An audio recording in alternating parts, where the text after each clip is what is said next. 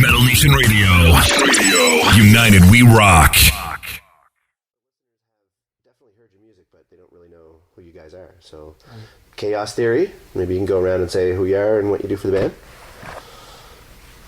I'm Scott McKenzie. I play lead guitar. Awesome. I'm Lex Colstring. I play rhythm guitar and some screaming. Tim Garrigan, bass guitar and awesome. I'm Rock Johnson. I do singing, I guess, and screaming sometimes when Alex lets me. And I'm Shane. I play Kit. Kit, excellent. All right. Well, first off, what does Chaos Theory mean to you guys? What does that name mean aside from love and dedication? I mean, not going into literal terms, but I mean, the name existed before four of us were even in the band. So Alex had already had previous incarnations of Chaos Theory. Oh, I see. Okay. So, I don't know. I think what it means for all of us is just like the first time we all kind of got to do this on a level that was this intense, you know. Okay. Awesome. Yeah, I got the name a while ago watching a movie, and the term wasn't the same as what I wanted to name a band, but it seemed to make sense with what our approach was for the music, the style, and what the meaning of the songs were. And it's like the theories of chaotic events that happen in everyday lives, right? Everything, we all live in chaos, so each song is almost like a theory of a story. You know what I mean? You can put a theory to it. Might sound kind of cliche and weird, but that's what I kind of get out of it. I think the cool thing about it is like the Chaos Theory. You change one event and it changes the entire outcome of something else, right? Yeah. And so that's kind of like what happened with the band. It had there's 5 members of that old band, and as he started changing members out, the band became better each time, became different, became stronger. We became just a I don't know, like Pinocchio. We turned into a real band eventually, Okay, one that nice. all kind of had the same goals and direction. Awesome. And so how long did that process take? How long was the band? In 2008 was when I first started, and went through 10 band members. Right back to the very beginning. I know, I'm a whore in this band. And Chaos Theory. They have the most members ever. You know what? This band won't disband. This band will not disband. Everyone can leave, and the band's still going to go on. The theories will still be still be here. Trucking. Yeah, Chaos Theory is not going to die. You come and go if you have to. I love what we got going on, but whatever the case may be, Chaos Theory cannot be killed. Cannot kill it. I've seen too many awesome bands disband because of many reasons, and it's like, you know what? I even disbanded a few bands in the past.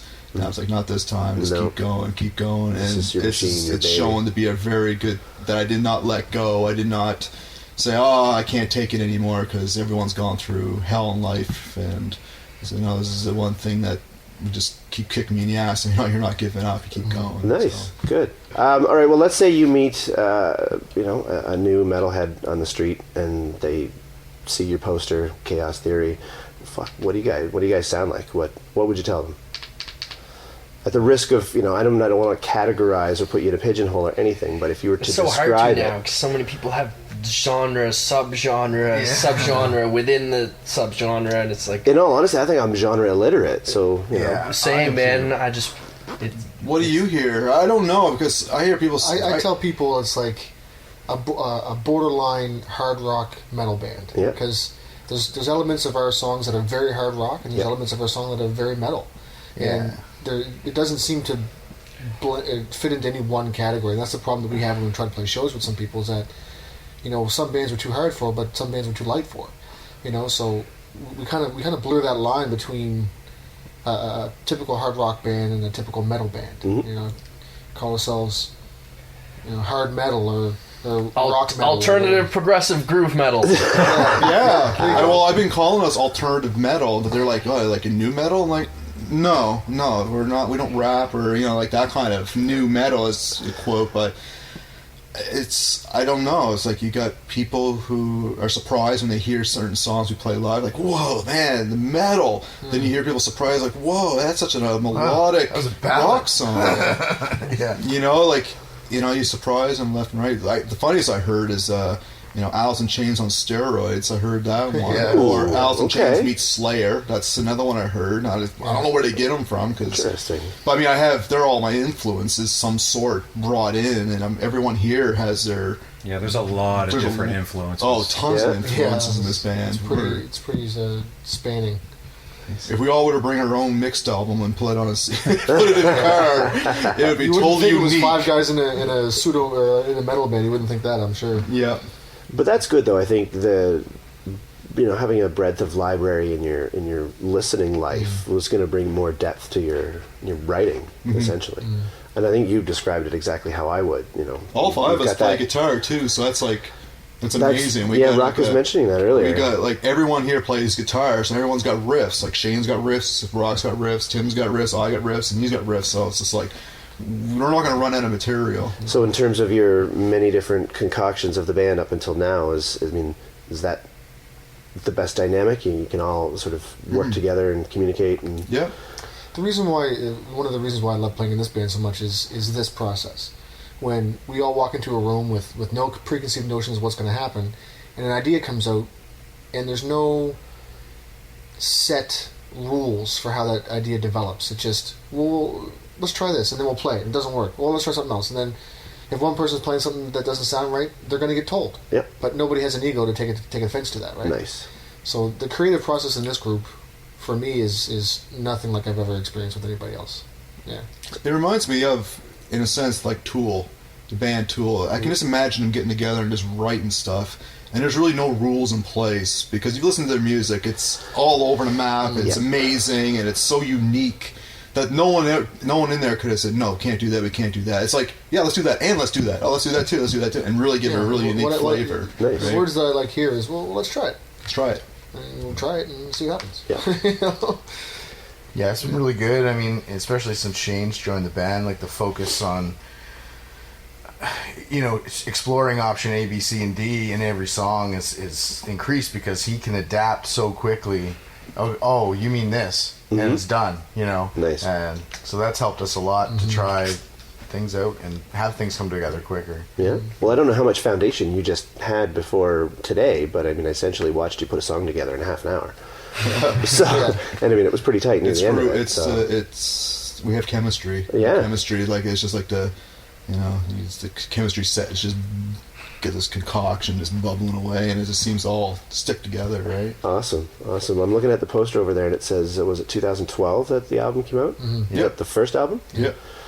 And Very now- excited for the second one. Very excited. Yeah, like within a week or so, you're getting in the studio. What's this? Tell me all that. Yeah, we have a show in St. John next weekend, Okay. and then it's the weekend after that You're hitting we're it. starting. Yeah. And Shane was telling me that goes down at your place, does it? And you have a studio. Yeah, I'm going to do the tracking, Okay. and we're going to decide as we go whether I'm going to mix it or outsource that. We're definitely going to get someone else to master it. Okay. But yeah, it'll start at home. Awesome. Yeah, good on the gas bill for me. Yeah. It's cheaper too, yeah, for sure. And we can also control more of, we don't need to worry so much about time. Yep. We can go in there and with the last album, every single time I went in to record a bass part, by the time it was done, it was different. Every track, every Okay. single track, there was Yeah. some change made. And if we were to go into a paid studio to do that, our bill would be outrageous. So Outrageous. to have the luxury of having somebody that has the know-how and the equipment to do it, it really affords us the ability to make sure that what we're laying down is the best that we can do for that song. And that's what it is like in the studio. I mean, we're pretty, we're tight when we play live. We play when we're playing like just today. Even this new song seemed pretty tight already. Yeah. And it hasn't been practiced a lot. Ever. But in the studio, practice like Ever. Yeah, 2:00 when we started practicing the song for the first time, right? But in the studio, you start, wow, what if? The what ifs, like could it sound You can better? really if- start dissecting we it. dissect it, and then when we're done recording it, it's kind of like, okay, we take that live again, and then it's kind of it's just a bit tighter, it has more to it because we actually sat down and listened to it for drum per drum, guitar, Yeah. pick per pick. Nice. I think doing the first album ourselves, like, you look back and you're like, oh, I wish I could have done this, I wish I could have done that. But that process really helped us to be better in practice live here. Because now we know all the things that we found, mistakes that we found, things didn't work on that recording, we come to practice and fix them now. We didn't even know to look for them before. Yeah, you know? So now everybody's much more aware of how their parts interact with each other's, and that's helping put better songs together too. I really find that, with Shane here now, just being able to have somebody who is so tight on the drums every time, that it makes my work a lot easier. In this process that we do here, we're able to really focus on what Rock said and make sure that those little parts are tightened together. When before we never had a full-time drummer that had the ability to keep that stuff together, and that really shows. And it really shows, and I think it shows in our live show too, because people are constantly telling us how much different the band sounds now. The metal guys are calling us a metal band now. Yeah. Oh, really? I don't know if Shane's head could explode any bigger. Really, like, no, but I mean, he's like everyone who came up to me is like, you guys got the band now. Yeah. You got what you wanted. You got what you really deserve. You know. Nice. You know. And it sucks to let good people go, like from a band. If it does, because you go to shows together, you gig, everybody gets along, but at some point in time, if you don't make the improvements, you're going to stand in the same spot all the time. You know, you have to constantly check yourself and say, what did we do last time that we could have done better, and really fix it, and not just let it go, you know? So there's a lot of tough decisions we had to make, but they're all worth it now. 100%. And I think the evolution in the music is so natural for us. Like, with the first album, Lex had some songs that were already in place for the most part. Okay. He gave free reign to like make changes if we really felt them. I got to rewrite the lyrics, but a lot of the melodies were in place. Halfway through that album, we started to write together, and then that's when we started to get our sound. And on this album, it's all stuff we pretty much wrote together. Yeah. Nice. Very few songs have been fully formed before they came into the jam room. So. No, I think once there's a new product and it's out and it sounds great or whatever, it'll make things a little bit easier as far as touring, marketing, whatever. That's like there's a new sound and a new package that needs to come out and be pushed. So once that happens, it'll be. The artwork is underway now too. Already, okay. Album, so nice. I've been working on that. We've been talking about improving the stage show. The way, maybe having a backdrop and just making what we do look like it's supposed to look. I do post the Facebook link in the chat room whenever I play the tunes, but how can the listeners who don't go in there, people who are just listening, how can they follow up on you and where can they find you? chaostheoryband.ca. Facebook. YouTube. Both still work. Yeah, both still work. chaostheoryband.com. Yeah, our news always goes there first, and we actually share from the site to our social media networks. Okay, so it's your. So everything filters main back one. to the site. Every link you can think of is off of that site. Nice. Yeah. That's It easy just enough. makes it easy, and it is our hub. You want to know about Chaos Theory, then chaostheoryband.com or CA or net.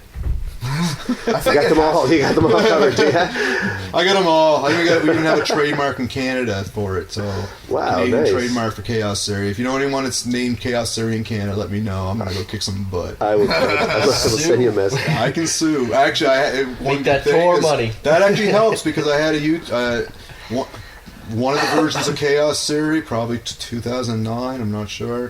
This guy put a video up of and it wasn't representative of what we are. It was like just one bad show or something. I don't know. Right. But I was able to contact YouTube and say I am the trademark representative for Chaos Theory, and I want this video down. Within 5 minutes, that video was down. They Wow. don't mess around with that stuff. You mentioned copyright laws, Yeah. or trademark laws, like just intellectual property. Yep. That's the kind of stuff that I make sure that we are legally able to use this name. And I fought to try to get U.S.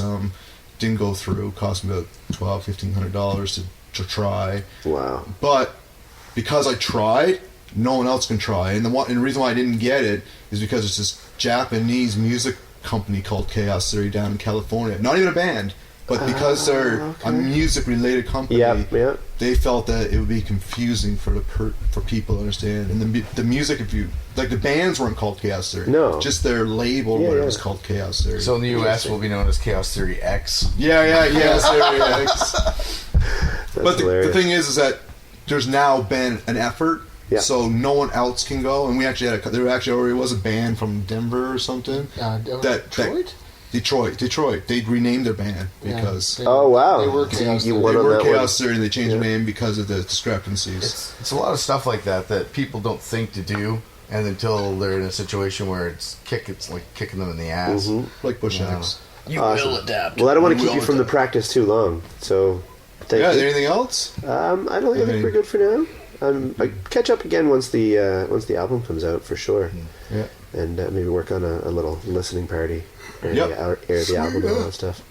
That'd be awesome. That's good. Cool. You want to hear some more tunes anyway? I totally want to hear some more tunes.